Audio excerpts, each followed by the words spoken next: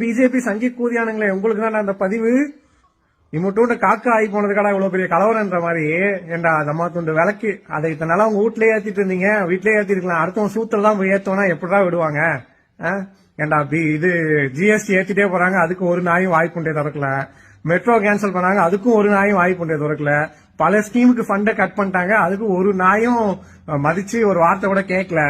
ஆனா இப்போ இந்த சின்ன விளக்கு பிரச்சனை வந்து உங்களுக்கு அவ்வளவு இதா இருக்கு. மத கலவரம் செய்யறதுக்குன்னே பிறந்து வந்த சங்கி கூதியானுங்க. இது கூட பரவாயில்ல, இவனுங்க இதுதான் தொழிலா வச்சிருக்கான்னு விட்டுலாம்.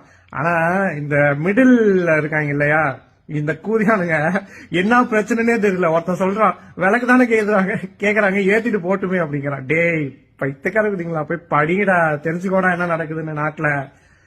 இதுல விஜய் கட்சி என்ன சொல்லுது, தாவேக நண்பர்கள்,